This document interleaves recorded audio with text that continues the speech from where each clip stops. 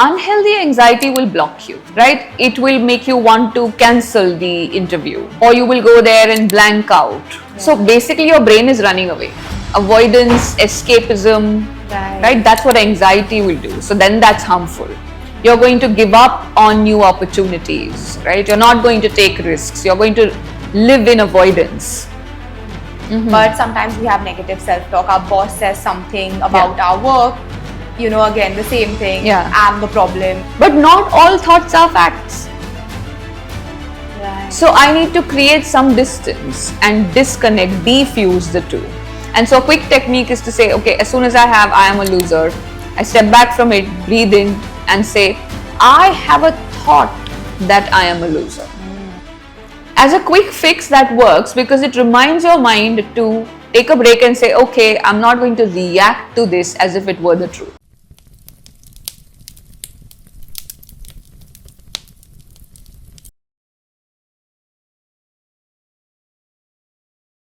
Hello everyone and welcome to Brew and Banter. Anxiety is something that a lot of us deal with. And there's this loud voice from inside in our 20s that sometimes tells us that we aren't good enough. We compare ourselves and think that we're less than other people and seek validation from others. And sometimes that noise becomes so loud that it can lead to anxiety as well. And on today's podcast, we have Swati Khanolkar, who is an AEI certified REBT supervisor and faculty. She is a co-founder of InVivo, which specializes in counseling services among many others. And on today's podcast, no topic is off limits. From the how, the what, the when, how we can actually overcome all of these things, be it the harsh inner voice, the need for validation, the unhealthy anxiety, and so much more. Hello Swati and welcome to Brew and Banter. Thank you so much for coming. My pleasure, Rashi. Thanks for inviting me. Yeah. The need for validation, this anxiety, overthinking, stress, all of these are topics that most of us go through, and especially in our 20s because we live in this social media age wherein comparison, instant validation is such a big thing, right? Right. And we're going to discuss about all of that in today's podcast, but I want to start with you. When did you think that you want to get into this field of psychology, therapy, and mental health? Well, so I was introduced to the subject when I first joined junior college at St. Xavier's. And around that time, right, which is just finished your teenage, around that time, like you said, people in 20s are struggling now, and back then also we were struggling in our own way. And the struggle for me personally was more to understand my emotions, right? You're experiencing them, but you don't know what's going on with them, how to regulate them. Because there's nothing in the school training or your upbringing till then that really teaches you that. And so that's what got me interested in psychology, that when I first started studying it, I said, look, this is going to answer my questions about how my thoughts work, why I feel what I feel, etc. And then, I took it up as a subject and I majored it in, and that's how my career started as a psychologist. And you specialized in REBT. And for a lot of people that don't know what REBT is and what form of therapy this is, I want you to explain in simple terms what this actually means. Right, so the full form of REBT is Rational Emotive Behavior Therapy. And though it originated in New York many years back, I find that it is very relevant to our culture here as well. And I've been practicing it for close to 20 years over here. In very simple words, Rashi, what it helps people do is reclaim their power to regulate their own emotions. Okay. Right? Very often it can feel like you're helpless, certain adversities are happening in your life, problems are happening, and I'm helpless, I don't know what to do about it, and I just have to wait for the problem to go away, for the other person to start treating me well, for me to get that job, you know what I mean, for me to get that promotion. And what REBT helps people learn is it doesn't have to be that way. We're not powerless victims. we can reclaim this power to choose our responses and to choose our actions, our behaviors, if we learn to regulate our emotions. So, in a nutshell, that's what our EBT helps people with. Right. And how do you think it is different from the other forms of therapy? Well, the long name in itself is the answer to that question. The long name is because we work with thoughts, emotions, and behavior. So it's multimodal in its nature, right? Because you can't compartmentalize them. Think about it, right? Every time we're feeling something, there is a thought going along Yeah. with it. When you're behaving in a particular way, there is an emotion that's driving that behavior. So thoughts, emotions, and behaviors are not completely separate. And REBT is unique in a way that it helps you understand and regulate, manage all three: thoughts, emotions, and behavior. Right. So now that you've kind of made us understand what REBT really is, Yeah. I want to dwell into this topic wherein self-worth sometimes for a lot of us is dependent upon external validation, and also only if you achieve something. For example, I will feel worthy if I achieve something, Right. or if I don't achieve that particular thing, then I am less, in my own eyes. Why do you think that happens? What is the psychology that goes on in the minds of the people that face that, especially in our 20s? Yeah. Listen, that's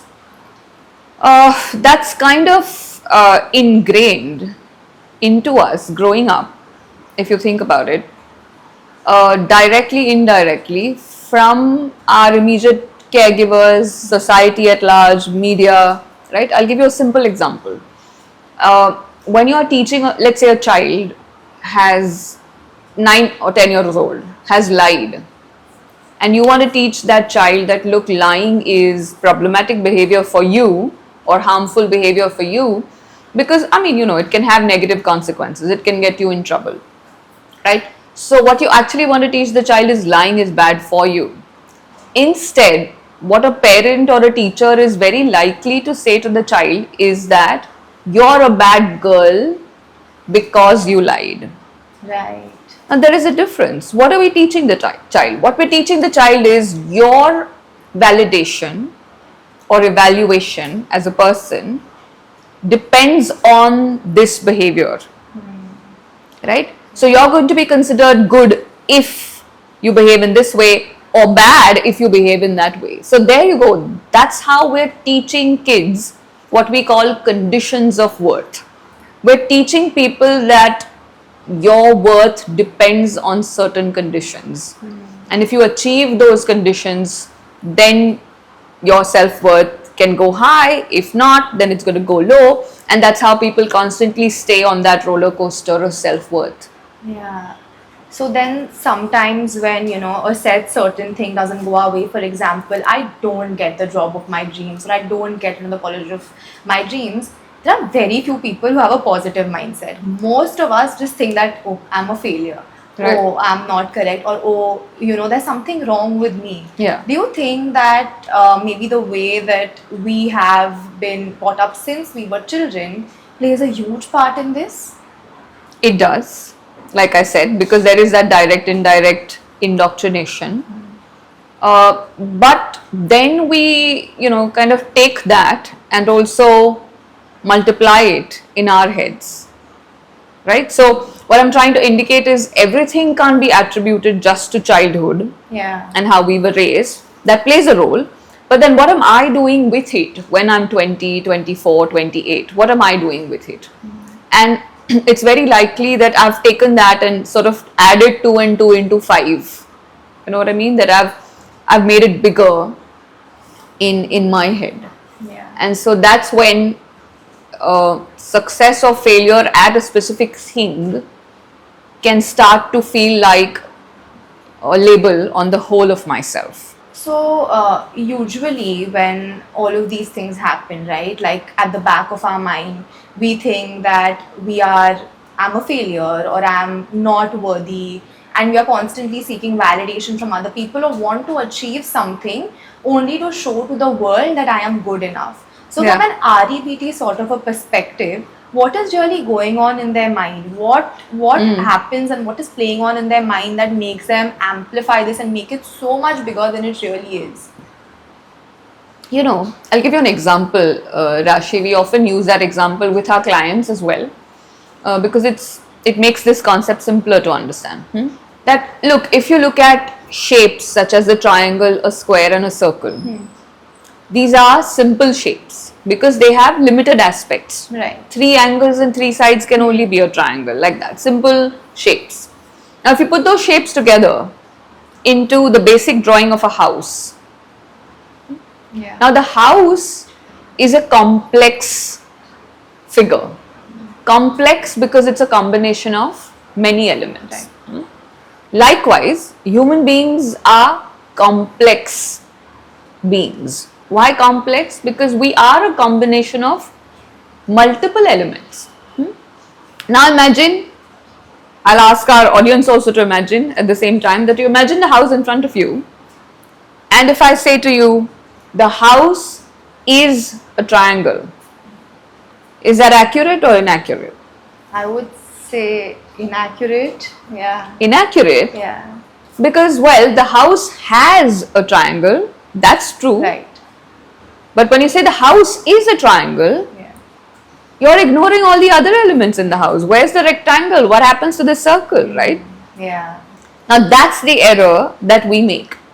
That I may fail at something which is a triangle in the house, and it exists. I have failed.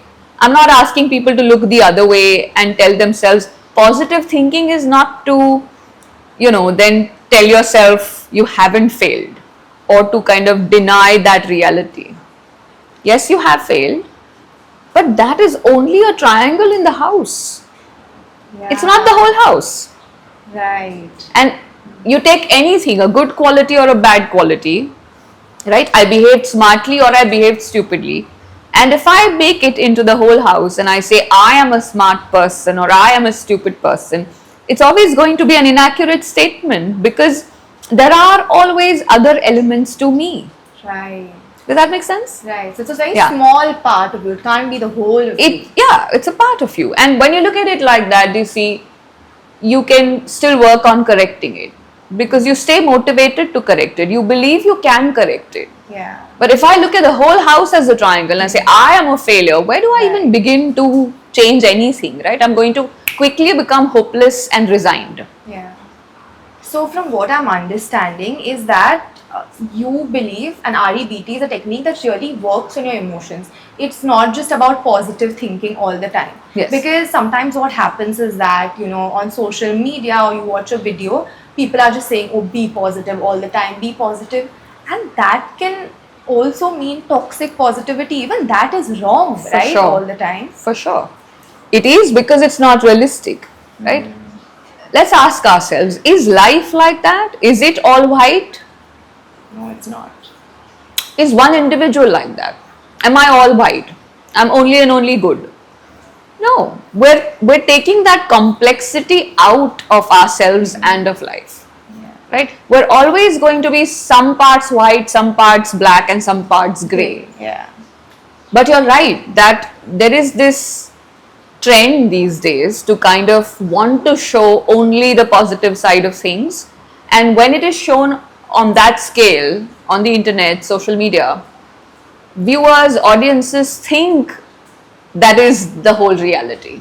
Right? We see these achieving, confident, positive, smiling, laughing people Yeah. talking to us through those videos, and we think that is the whole reality and my life is so bad because I'm not there. Yeah. But I think I want our viewers to know that that cannot be ever true. If someone is painting an all white picture or an all black picture, that can never be true because it is scientifically the only thing that can be true about human beings is we're going to be both this and that. Right.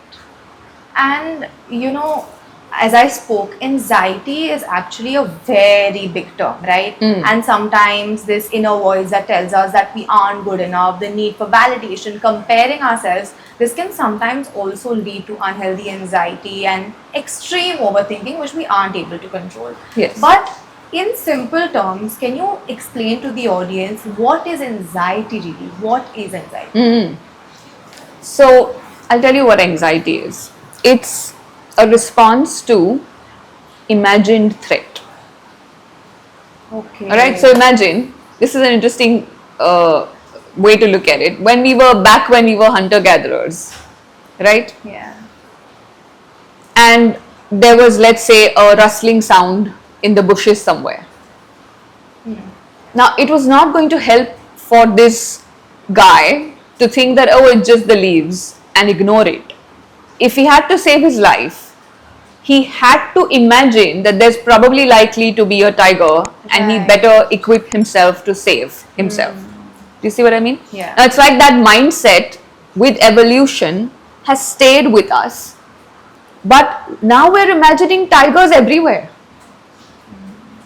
It's supposed to be a self-protection mechanism that I can imagine threat and I can prepare myself, I can anticipate it. But now we're anticipating it all the time, right? And then we're convincing ourselves that I cannot face the threat, Yeah. right? Right. So that's anxiety. Anxiety is a response to perceived threat, right? But like you mentioned in your question, not all of it is unhealthy anxiety. I mean, because most people will feel some amount of concern, worry, nervousness, right? Because if you care about what you're doing, let's say I care about getting this job. So if I'm going to go for the interview, how can I be, people call it chill or Yeah. cool or whatever it is, indifferent? That's again unrealistic. Human brains don't function in some sort of a vacuum like that. Right. Okay, so we are going to be concerned, worried, but that has the potential to help you to prepare better. So that's one way of looking at it. If it's something that helping you to prepare better or towards your goal, then it's healthy. But unhealthy anxiety will block you, right? It will make you want to cancel the interview, or you will go there and blank out. So basically your brain is running away. Avoidance, escapism, right? That's what anxiety will do. So then that's harmful. You're going to give up on new opportunities, right? You're not going to take risks. You're going to live in avoidance. So is that also the borderline between normal stress and then unhealthy anxiety? Yes. Yeah. Yes. What we call normal stress comes from, wanting a lot of things in life that you may or may not get. So as long as the may or may not get stays, right, Rashi, there is uncertainty. I don't know what's going to happen tomorrow. So to that extent, I am going to be stressed, as we call it. Because I'm saying, hey, I don't know what's going to happen. So like I said, healthy concern. Yeah. But as soon as it crosses that line and then it becomes about, no, I need that certainty. I need to know that I'm going to get that job interview. I must get it, right? Or I must get a certain number of likes on my social media post. And if I don't get it, then I'm going to run away from it, right? Then I'm going to think about it all the time, ruminate about it, right? Because I am now sort of obsessed about it. I need it to happen in order for me to feel happy or to be able to stay functional in life. Yeah. That's when it becomes unhealthy. Right. And though anxiety is something that a lot of people think only bothers us mentally, do you think that it can take a physical form and also bother us physically? For sure. Almost all emotional disturbance does, but anxiety more so, right? Now, because we have a nervous system which connects the mind and the body, right? It's mind and body are again not separate in that sense. And so we know that what happens when you are anxious or when you're seeing that tiger in front of you is your sympathetic nervous system gets very activated. Now that is a response which we need, which is the flight or fight response. So you're going to feel a bunch of physiological symptoms, the heart racing, palpitations, sweating, right? Your palms going cold. you wanting to run to the washroom, right? Feeling dizzy. Different people have different symptoms. Now, all of these happen because it's like your system starts to prepare to deal with that tiger. What do I do? Should I run away? Should I fight? And if you stay activated like that at all times, can you imagine? It's like you're basically burning away your fuel. You're pretty soon going to be exhausted, drained, Yeah. and you're going to feel ill-equipped to deal with other challenges in life because you used up all of your fuel. Yeah. So that's how it affects us physiologically. And then if not dealt with over a period of time, we start to see it as, oh, it's a physical problem. There are so many people who live with gut issues, chronic gut issues, right? They think of it as, oh, it's an indigestion problem. But they've been to all gastroenterologists possible and they've been told that there is nothing in your body that's causing this. These are functional issues. Oh. And which means it's connected with the mind. I had no idea that you can actually have gut issues that are connected to the mind. So, Absolutely. what are certain other issues that can sort of happen to us physically that are actually related to anxiety and something we're facing mentally over a long period of time? So any kind of inflammation, think about it, right? Oh. Like people who have a tendency to getting allergies quickly, right? Where you're, you know, like I explained, some women would say, I just feel drained and tired all the time in life, right? Those are all even hormonal imbalances. PCOS, right? These days, very young girls are getting polycystic ovaries. Right. And so all of these problems are connected with what's going on in your mind.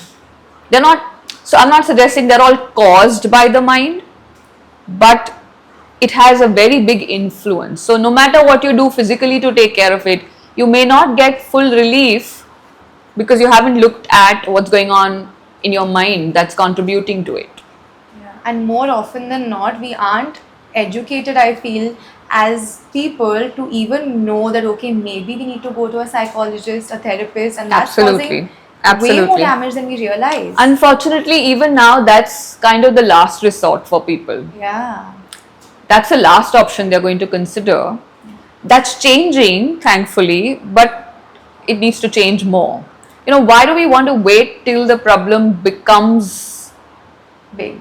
big? Yeah. And people will say, you know, I didn't think it was big enough, so I didn't come to a therapist. That's the most common thing our clients say to us. And then I say, why were you waiting for it to become big? We can prevent it. You know what I mean? If you catch it early, you can prevent it from becoming bigger. That's also a social stigma, right? That is around it. Unfortunately. Unfortunately. Yes. I mean, because people still look at it as only weak people need help, Yeah. right? And it indicates that I can't take care of myself. But look, why should it be any different than when something goes wrong with your body, right? If you have some sort of a heart issue, you're not going to think twice before going to a cardiologist. You're not going to say, oh, I should be able to take care of my own heart. What? No, there are specialized people who are trained Yeah. to do it. Same thing with the mind. There's no reason to think that you're weak or anything. In fact, I'd say people are quite strong when they reach out for help, Yeah. isn't it? So again, we spoke briefly about, I would say, your parental pressure since you were a child, but a lot of people have a lot of childhood trauma of parents constantly comparing them with other people, being harsh on them. Yeah. Their, praise or them not being praised is dependent on maybe their marks in school, and that can actually have a huge impact on a child's mind. Yeah. So when they do grow up, do they carry that with them somewhere, and it might come out in ways Yeah. they don't even realize? Yes. Unless you actively work against it, Rashi, you are very likely going to carry it. Okay? One, because we do have a natural predisposition to do so. Human beings, because we've evolved to be social animals, wanting validation is very natural to us. And so if that's taken away from us, or if we are given active criticism, then we're kind of defenseless against it because it is going to impact us, right? And more so as children, and then coming from your parents that you're sort of wanting to depend on the most for validation. So it will impact, but you can help yourself. You don't need to carry it for the rest of your life. You know what I mean? Like, I had a client in her 40s and she was overweight. She had hormonal problems. So there was nothing she could do, unfortunately, to lose that weight. And, she said, everything you say makes sense to me, Swati, and, I'm able to help myself with everything else, but not with my being fat. She said, I hate myself for being fat. And then she said, this all started because I was teased about it by my father when I was a child. And, he would compare me with other cousins and all of that, right? Yeah. And but this lady is in her 40s, and then I asked her, is your father still doing that to you? And she said, no, he's passed away, unfortunately, some years back. And I said, so who's doing that to you now? And you see, the answer is she's doing that to herself. Yeah. So it's like she's taken that stick from her father's hand and she's saying, okay, now you don't take the trouble, I'm going to beat myself. And that's the part that we can change. Right. I don't need to carry their voice in my mind and use it to beat myself up. And in therapy, that's what we help people work on. Right. You can change that voice. Yeah. So from this, I have a very important question, right? Yeah. A lot of people might continue to stay in an environment wherein they face criticism, even if it's not that big, those taunts that are passed at them, be it from their friends, their inner circle, relatives, etc., for whatever reason, if it's for their weight, their skin color, how they look, whatever. Yeah. So can we still heal ourselves despite being in the same circle, irrespective of what people say to us? That's harder, for sure. And wherever there is extreme form of trauma or abuse, be it emotional, verbal, and of course physical. Yeah. And if there is an option of getting yourself out of that environment, that should be your option number one. Yeah. Okay. Because it doesn't make sense it just makes the whole thing much harder, right? Because I'm in a very painful environment, and then I have to teach myself to tolerate that pain. That's harder. So wherever you can, get yourself out of that environment. But again, that for a lot of people, Rajyasree, is hard in itself. Difficult, yeah. Especially in our country. Correct. Yeah. Sometimes it's family and you're young and you're not independent yet. Where do you go, right? In marriages, you've committed to it for so many years, the children involved, etc. Even with, younger people, friendships, you lead yourself to believe that it's okay because the rest of the friendship is fine, I can tolerate this. So it's all very grey for many people. So, well, in that case, of course, thankfully, you can still be helped to overcome it and for the damage to be contained. That you don't have to, the rest of your life doesn't have to get negatively affected by it. Right. If, unfortunately, you can't get yourself out of the environment. And for people who already have self-confidence issues, they feel like they aren't worthy, are constantly seeking validation. Do you think that can also somewhere affect their relationships or, at work? Can they carry that attitude and can that ruin their relationships? Sure, because see, what is validation, right? Validation is safety-seeking behavior. Like I said, anxiety is where you see threat. So you say, okay, I really care about my boss should like me. And I'm looking for safety against that threat that they may not like me. Therefore, I want that validation. I want them to give me assurance every single day through something, praise or something, some gesture, good job, something. And keep giving me that assurance that I'm safe, I'm safe, I'm safe, there's no threat. And that can feel very good in the short term. Yeah. But the problem is, then you're going to get dependent on it. And then now you need this person, your boss, to keep giving it to you. And that's not fully in your control. You can't control other people. And you're completely unprepared to cope with the lack of it or cope with the times when you're going to probably get the opposite of it, which is you're going to get negative feedback or criticism, right? So you're unprepared for all those situations in life if you convince yourself that you need validation to accept yourself.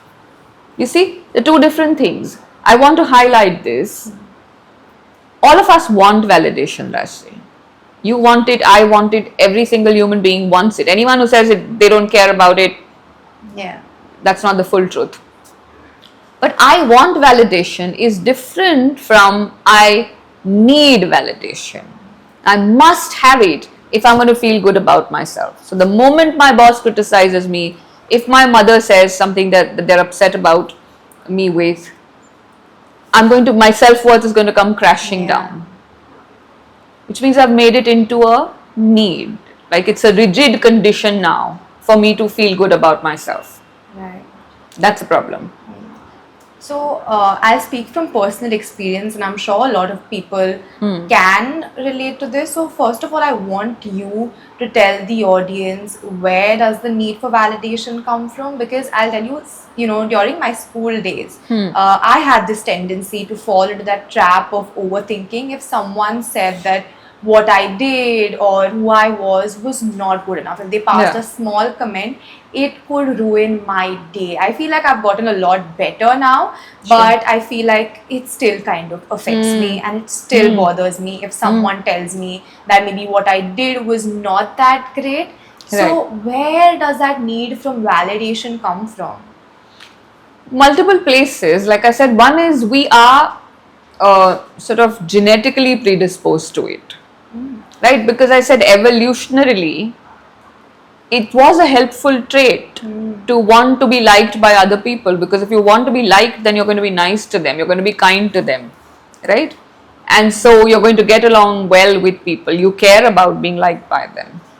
But like most other things, unfortunately, we've taken it to an extreme, right? And now we've convinced ourselves that we need it at all times. So one is that I'm genetically predisposed. Secondly, like I said, my environment is shouting all around me that you need it, right? We're told that you've got to look a certain way, you've got to speak a certain way, you have to have certain achievements in order for you to get that validation. Yeah. And the human mind picks it up very quickly. Therefore, you will see very, very young kids already sort of seeking that validation or judging themselves as soon as someone gives them something negative. So it's all around us. So it's getting reinforced. And if I don't actively work against it, my mind will only take it and multiply it. Because then I think that's the only way for me to be functional, is to get that validation. Right? First from my parents, then from my friends, then from my boss, then from my partner. The list is endless. People want validation from their children even. These days, parents are they're scared of being invalidated by their children. Right. So that's why I said active intervention is then required. If you're going to break the cycle, then it requires very active effort. It's effort. It's not natural to us. What's natural to us, unfortunately, is wanting the validation. Yeah. And like I said, wanting is fine. As soon as it becomes a need, there's trouble. Problem. So unfortunately, as humans, our mind is trained to go in the negative direction, but maybe not always go to the positive direction, right? Right. I mean, especially to the direction of being able to see that you can live without validation as well. Right? We don't look at that part. Right? Once I convince myself that I need it, then I don't want to give myself the experience of knowing that I can get on with life even when at times I don't get validated. And we all do. If we look into our own lives, we'll see that, like for example, you said that you were, probably judged or, criticized as a child. But look at you, right? You moved on from there. You learned how to deal with it. You got better at it. And now you're dealing with it much better. So today, if you were to get the same kind of invalidation, you deal with it differently. Yeah. And we all have that kind of resilience. We just don't look at that part, right? So we keep creating the whole horror of what if I'm invalidated, what if this person doesn't like me, right? And then we don't want to look beyond that wall. If we actually look beyond it, we'd say, nothing, what if? Well, it was uncomfortable at the very worst, but I will survive it and I will learn to survive it, and the next time it happens to me, I will do better. Yeah. So I guess what I'm saying is, just to kind of wind up my answer, is let's stop running away from it. Every time you're likely to get rejected, you want to run away from it. You don't want to do things because you might get rejected. You don't want to talk to people, make new friends, go for interviews, or even answer an exam, right? Because what if I'm rejected? Look, if you keep running away, your mind is going to learn that you have a handicap and you can't tolerate it. So it'll keep feeding the same thing. Correct. Because your mind will be convinced that, okay, this is probably a real tiger, we better keep running away. But if I stop running and if I stand there and live through it, face it, then my mind is going to learn, hey, you can. So it's kind of going to do better the next time while facing it. So this is again another thing, right? There are a lot of people who are perfectionists. They want everything to be perfect. But do you think that the need and the want to be perfect can also come from this thing at the back of your mind that if I'm not perfect or if I don't do everything properly, then I am not worthy? Does Yes. that stem from this sort of an anxiety? Absolutely does. We call it ego anxiety. Okay. And ego means self, right? And the anxiety is that I feel like there is a threat to myself, my self identity, my self evaluation, and my self acceptance. So as soon as I feel like if I somehow make myself perfect and then be seen as perfect, then my rating is going to go up in my eyes and in people's eyes. Yeah. That's the myth, really, Rashi. That's how we've convinced ourselves that therefore, you know what, one way to control this threat is to be perfect, right? It's problematic. It's a myth, like I said, because it's just simply impossible.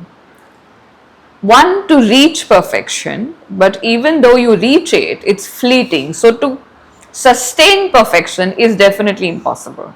And that's not something to be disheartened about.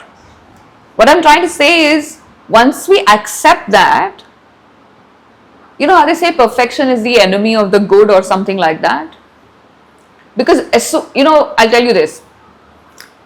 My clients who struggle with procrastination, you understand, procrastination is when they put off. Correct. Most of them are perfectionists. Oh. Yes. Because it's a simple thing, right? Let's say if I say I have to do this project perfectly well. I'm so filled with anxiety about making the tiniest mistake that then I'm going to say, okay, right now let me not think about it, I'll do it later. Right. So procrastination, which is an avoidance behavior, stems from perfectionism. But you see, if I only said, hey, you know what, I'm going to do as well as I can. But I'm human, which means I'm fallible. We're by definition fallible, meaning mistake making people. As soon as I accept that and say, well, I will make a mistake and I can make a mistake, then I'm going to do what I can in that moment and probably get a better result than I get out of perfectionism and pushing it off forever. Right. So, again, you know, where do we draw that kind of a line, and when do we understand that, number one, seeking validation and this approval from other people is becoming our whole identity, and then how do we break free from that? I'm going to suggest something that may sound radical to people, but it's very, very helpful therapeutically also.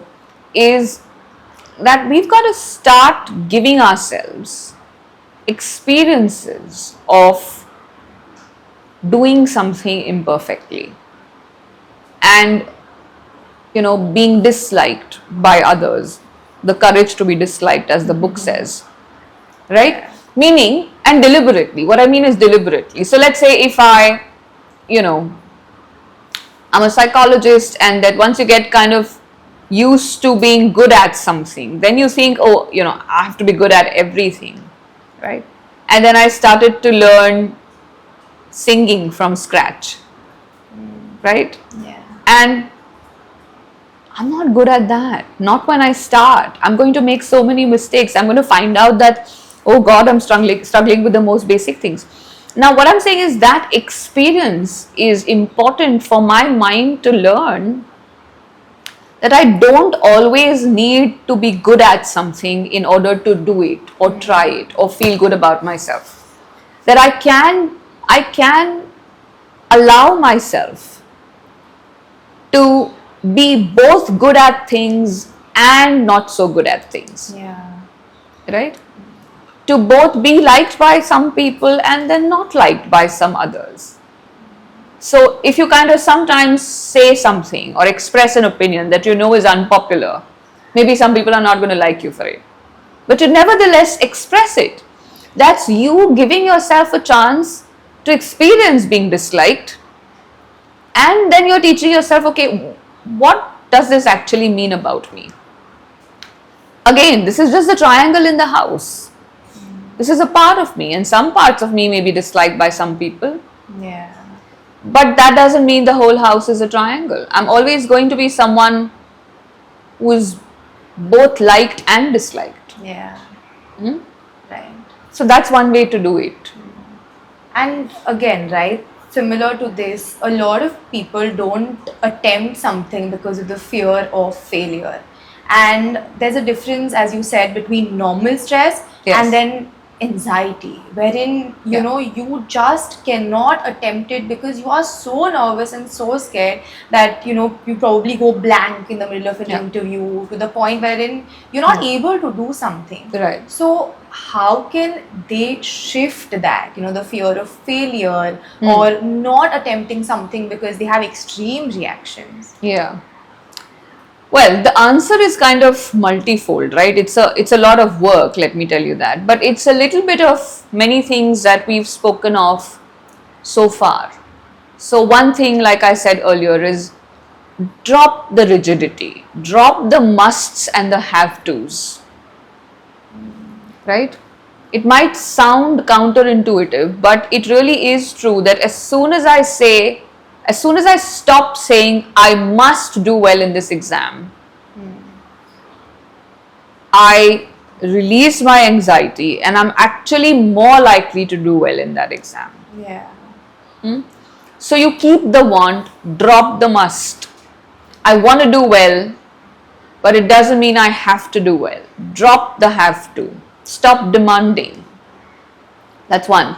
Second is, we are also adding horror to the situation. Do you see, like we're making it like catastrophic, end of the world. It's going to be so bad, terrible, horrible. That's what the mind is doing. So it helps to step back from that a little bit and say, okay, how bad is it really going to be? And okay, it's going to be bad. But it's going to be, the kind of bad that you feel when there's a pain in your neck. Let's say, oh, today my neck is paining, but I can get on with my life with my neck paining. I can come here and speak on this podcast. I can go get a cup of coffee, right? I can meet my friends with the pain in my neck. Right. It's not the same thing as end of the world. So I think it may also help for people to, be able to differentiate between the two. That it's bad, but it's not horrible. Don't make it into a horror movie every single time. Right? Because then obviously you're going to be so scared of it that you will want to avoid it. That's how we avoid fear of failure. Yeah. Sorry, that's how we avoid failure is what I meant, because we're filled with so much fear. Right. But that you will find that you face it, you fail, and then nothing catastrophic happens. You feel bad, there is some discomfort, but you get on with life. Right. And there's also the part of self-worth that kind of comes in here, Yeah. right? That only if I get into this particular college, for example, will I think that I'm worthy.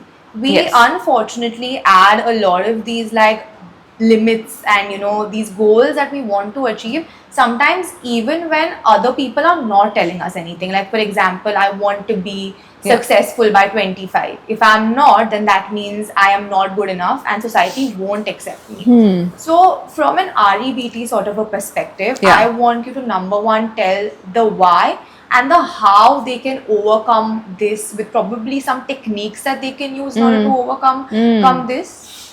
So the why we've spoken about a little Yeah, bit a little bit, already. yeah. Let me say something about the how. Really, is one distinction that can really help people is to see that. Look, so you asked me earlier at the beginning of our chat, when did I choose psychology and why? So do you see, psychology came in my life at a much later point, right? I'd lived some years of my life before psychology. Now, when it came in my life, I decided that I like it. So I decided that it had value for me, Yeah. and that's how I became a psychologist. But the mistake we make is that once I become a psychologist, I begin to believe that I have value because I'm a psychologist. Do you see what's happening here? Yeah. Now I define it as valuable for me. It doesn't define my value. Yeah. So as long as people see that, let's say they're applying to a certain course, or they want to get a fancy job, or they want to achieve something, some recognition, great, go after it because you value it. But getting it or not getting it cannot determine your value because it doesn't define your value. It can't. It's only the triangle in the house again. Right. There are more elements to you. So separating what you want and yourself is Correct. very important. Is important. And to recognize that you can pursue it by valuing it without needing to attach your self-worth to it. Right. Do you see? Because that's never true. No one thing can determine your worth in any case, because like I said, we're complex. Yeah.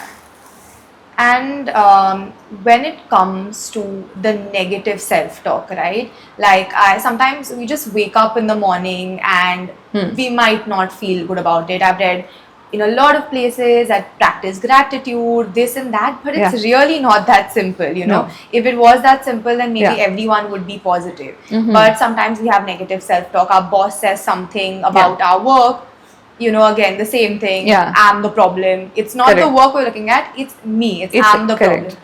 So when we are in that situation, can you tell the audience maybe one technique or one way by which they can instantly change that?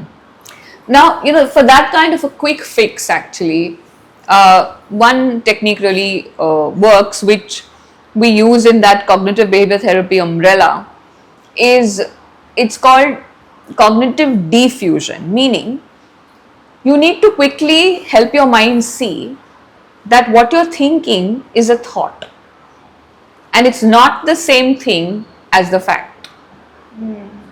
Okay, so for example, I have a thought which says, I am a loser. Now, the mistake that we make when we fuse it is we think this thought is true because I thought it. So, I am a loser doesn't remain just a thought, it becomes my reality. I treat it like it's a fact. But not all thoughts are facts. Right. So I need to create some distance and disconnect, diffuse the two. And so a quick technique is to say, okay, as soon as I am a loser, I step back from it, breathe in and say, I have a thought that I am a loser. as a quick fix that works because it reminds your mind to take a break and say, okay, I'm not going to react to this as if it were the truth. Right. I'm going to remind myself that this is a thought. And then it gives you space to deal with it later and to actually look at, is it true that I'm a loser, etc. Right. And as I said, you will always find that that's never true. Because you may have lost at something, but you can't prove that you are a loser overall.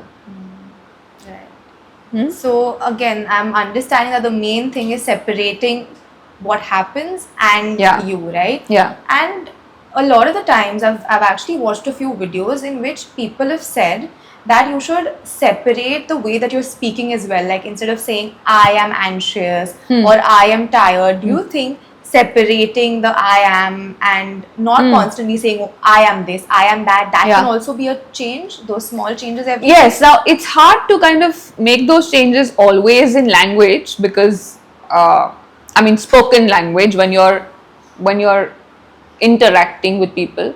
But in your internal language, those changes can be made. That's a matter of practice. And the change here is, see, as soon as you attach I am to anything, you begin to think of that as a representation of the whole of you. That's the mistake, right? So therefore, describe your behavior. That's the change. So you say, I made a mistake, or I did something stupid, or today I was a great friend to her. Instead of saying, I am a great friend, I am a success, I am a failure, I am stupid. Right? Now that's more like an internal language change. The language in which you think needs to be changed. Okay. So not what you say, but how you're thinking. How you're thinking. What are you saying to yourself? What's the conversation in your own mind? That's important. So, even in their adulthood, unfortunately, some people are still seeking parental approval, maybe because as children, they weren't that accepted by their parents, right? So, though they are probably earning their own money, they are quite independent, they are still seeking parental approval. How do they switch from that and how can they change that practically, Yeah. So, one way of looking at it is, Rashid, they're not really seeking their parents' approval any longer. Because, like I said, it's not the parents' voice any longer. It has become their own voice. And so, if they can change their own voice towards themselves, so I'd like to say that maybe they should practice being compassionate parents to themselves. Yeah. So, we often say in therapy, would you treat your child like this? Right? Are you likely to say to your child right now, if you don't do well in this exam, then you're a horrible, worthless person. I hate you if you don't. Right? That sounds drastic. And most people will say, what? No, I'd never say something like that to my child. So then that's the thing. Why would you say something like that to you and the child within you? So instead of looking towards your parents to give you that approval, or if your parents are no longer alive, then some people will kind of keep going back to their childhood and in a way blaming their parents for the disapproval. And I know that's hard as an experience, but you can free yourself from the pain of it. You say, okay, well, maybe for whatever reason my parents didn't know better, but I do. Yeah. And can I be a compassionate parent to myself? Can I change that language and say, okay, well, maybe you made this mistake and you can correct it, but I accept you as a complex, mistake making person that you are. I accept you. Acceptance is a very different concept than self worth or self esteem, Rashi. And we are stuck with the rating. Human beings want to rate themselves and other people and the world and things all the time. But we are unrateable. How do you rate something that's constantly changing? We're changing all the time. We're in flux. And we're complex, as I've been saying. And we are fallible. We make mistakes. How will one rating ever do justice to us? Right. And yet we are very obsessed with what is my worth? meaning what is my rating, isn't it? Self-esteem is estimating yourself, which is rating again. Right. Self-acceptance is different. Acceptance is saying, okay, I'm both this and that, and I accept the mixed bag. So, my answer to your question is people can start giving themselves that acceptance. Right. Yeah. And journaling is known to be quite a good Yes. technique, I would say. Yeah. I journal, as often as I can. So when you do journal, it's something that I've realized is that, for example, if someone said something to me in the day that I did not really like, it hurt my feelings. When I write it down, I kind of start figuring out why I felt what I felt in that process, in that one page. So, why do you think journaling helps that much? Because, see, the way you described it, it's an act of facing it and not running away from it. The moment I say I'm going to write about it, I have to think about it. I have to experience the discomfort while I'm thinking and writing about it. So, that act itself is telling your mind that, look, we're going to face it and we're going to figure it out. We're not running away from it. So, you're acknowledging the problem. How can you change something that you refuse to acknowledge exists? Yeah. Right? If I'm saying, oh, my back is hurting, but I'm saying, no, it's nothing else. It's whatever. I'm ignoring it. How will I begin to deal with it? So, journaling is an act of saying, no, I am going to write about it. I am going to let it become concrete. As soon as you put something in words, it becomes concrete. And that's when the brain starts to unravel it, because then you can. It's not abstract any longer. Right? That is definitely the first step. And that is why it helps, I suppose. But the key is also that people need to realize that nothing's an overnight change, No. Be it because some people really have traumas, because of which they are anxious, don't feel worthy enough, as we Yeah. spoke about as Yeah. well. So for them, obviously seeking help, from someone like you who is a professional is incredibly important. But even understanding that if they're doing these, quick fixes at home itself, you're journaling, you're probably kind of trying to separate Yeah. the thought and the Yeah. emotion. It takes time, right? Absolutely. It takes time, and it's like learning any skill. So I'm so glad you're saying this, that yes, you want to take the first few steps towards acknowledging your problem, becoming aware of it, but knowing about it is not sufficient to change it. It's necessary, but not sufficient to change. Right? Changing requires skill building. And like any other skill, imagine, you want to learn how to draw or paint, right? It's not a one-time thing. You're going to learn it, then you're going to make mistakes in it, then you're going to struggle with it. You go back to your teacher and you say, can you help me? The teacher does some hand holding, teaches you some extra skills. And then you practice till it becomes your default skill. It's the exact same process for changing anything to do with your thoughts and emotions. Yeah. And that's what a therapist can help you do, because they're professionally trained to teach you those skills and to handhold you through the process of, the non-linear back and forth process of change. And you're right, consistent effort over a period, being patient with yourself is very important. Right. To actually sort of make a concrete change. Correct. And I actually had a few examples that, I have right here.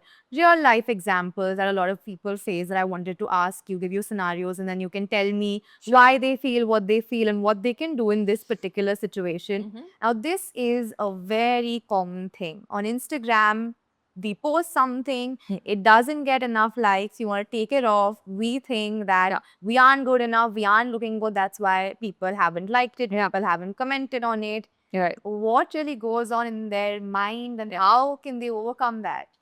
So, one thing that goes on is what we touched upon a little while back, is to say that they're not just rejecting my post, they're rejecting me. So to firstly make that distinction, that if people don't like your post, then that's a dislike of your post. And that can't be the same thing as dislike of the whole of you, because they don't know the whole of you. And so not to, we call it personalizing. So to not personalize, not make it as a statement about you. If you keep that objectivity, what happens is you're more willing to look at, analyzing the post and then seeing if you can do better the next time, etc. Yeah. The second thing is we need to distinguish between opinions and facts. So if people don't like my post, it's their opinion. In here. Yeah. And is that the same thing as my post being bad? I need to check it, because not always is it one and the same thing. It's possible that it's a great post, just not liked by some people. And if it is, well, objectively a bad post, like I said, I can work on correcting it as long as I don't mesh my identity with it. Right? Right. Because, I mean, that's the biggest danger that's coming out of this whole. In fact, that's why they added the like button. I've been reading this book called The Chaos Machine, which talks about how this whole social media, sort of revolution came about. And they're geniuses, because that's how they decided they were going to add, Facebook decided they were going to add the like button to the mix, is based on social psychology research, right? They know what it does. It's like giving you a short dopamine dose. It's literally like that. It's a drug. It's a short, quick dopamine dose. You feel that high. Dopamine is a hormone that gives you that high. Right. And then you will want to go back to getting it. Because you're looking at it as validation of me. And it's so many clients that come to us are very troubled, disturbed because of this. But that's the distinction again that we need to go back to. It's not a fact, it's an opinion. And it's not a judgment of me, it's a judgment of the post. Yeah. And I'm not the post. So separating yourself and the particular thing, it's the most important. It's very important. Yeah. And again, so we've spoken about this actually, we've touched upon this, but there's this movie, Chichore, which is actually a very popular movie. And the reason why it was liked a lot was because it really spoke about how your worth is not based on what you achieve and what you don't achieve. Because the certain character in that took a major step because he did not clear the examination, right? And unfortunately, a lot of people end up taking major steps just because they think that that's it, it's the end of it. Correct. If I don't succeed. But a lot of the times, our parents might also be supportive. Our family might be supportive. We have a lovely environment. Everything is going good. So even then, how can people end up feeling that? And if they do, despite having the most amazing environment, how do they find alternative ways to seek happiness that are not related to this end result or the goal per se? It's important to realize, I suppose, that the goal is a moving target. Yeah. So, which means if I decide that my happiness will come from achieving this, that's sort of deceptive, because once you reach there, you're going to realize that now you want more in order to be happy. Yeah. You'll never be satisfied. We never will be, because, again, it's a rigid condition that I must achieve this and that, and then it must stay, right? I achieve fame is not enough. Now I have to stay famous. And which is why, if you think about it, many famous people are also disturbed people. Yeah. Why? You would wonder, right? They have everything. They have support, they have fame, they have money, they have approval, they have validation. What are they troubled about? You know what? What if I lose it? So if I say that, we often use this again as an example with clients, that if I say that I must have a note of 100 rupees in my pocket every time I check, I must have 100 rupees, right? Now, see, the thing is, if I check and if I find that I have less than 100, then I'm obviously going to be unhappy. But what's interesting about us is If I check and I find that I have 105, I will be happy temporarily and then immediately make myself unhappy. You know why? Because my mind will start thinking, what if I lose 6 rupees? Then I will have less than 100. And I must not have less than 100. Right. So even when we have everything that we think we want, we can keep ourselves disturbed because then now we're wondering, what if I lose it? That's what I meant by it's a moving target. You're never quite going to reach that state of being happy. If it is conditional, if it comes with rigid conditions, I must achieve this, I must get this approval, I must have this kind of a standing, and only then, that's a slippery slope. Yeah, Yeah. right. So now, to conclude this podcast, I wanted to ask you that is there something that we can actually do on a daily basis Hmm. in order to make sure that we kind of steer and stay away from falling into that trap of feeling unhealthy anxiety or then constantly seeking approval and validation from other people, and it's really messing with our brains? Yeah. So it's like a summary of things we said, Rashi. What we need to do daily is, I suppose, take one aspect of your life. Don't keep it broad. That's my first suggestion. If you say things in the air about things that are whatever overall about your life, your brain doesn't catch it. Okay. You've got to keep it specific. So let's say I'm dealing with something right now. Let's say I have a performance and that's what I'm anxious about. So keep it in the context. Firstly, keep it specific. Okay. And then daily, maybe do an imagery exercise where you're imagining your performance on stage and you're imagining what can go wrong. So that's the second thing. Don't imagine it going all well because you're lying to yourself and your brain won't believe it. Your brain will continue to be anxious because it knows that things can go wrong. Yeah. So why run away from it? So second thing is imagine what can go wrong. And then while you're imagining it, you say to yourself, well, I wish it goes well, but it doesn't have to. So you're dropping the must. You're telling your brain that even if it doesn't, I will cope with it. Yeah. Okay? So you're saying, I wish it goes well, it doesn't have to. The second thing you're saying to yourself is the performance is only a triangle in the house. Or, the other analogy that we often use is it's only the furniture in the house. Which means if you don't like the furniture, what do? You change the furniture. You don't burn down the whole house. Right. So you remind yourself that it's only the furniture in the house. It's only one part of the mixed bag, the performance. And that I define it, it doesn't define me, like I said. Now, when you rehearse it with the imagery in your mind, it's like a simulation for your brain. It's like your brain is learning how to apply all of this in that situation. And if you do it consistently every day, when you finally go for that performance, it will feel like you've rehearsed it a number of times. It's like, playing a match over and over and over again to finally play it in the tournament. Right. Yeah. So that's really helpful. Practice is the key, really. This was such a lovely conversation. I did not realize when time passed by because I was learning so much. Right. And from all the examples you gave and whatever you said, I'm pretty sure that the audience will learn a lot, will understand a lot, and also maybe open their minds up to therapy. There's nothing wrong with it. If you think that what you're facing is unhealthy, you should seek help. Absolutely. And, Even just to check whether or not it's healthy, right? Because we Okay. don't know. Yeah, So, yeah. well, let me go and find out. A therapist can help you see whether this is healthy or not. Right. Yeah.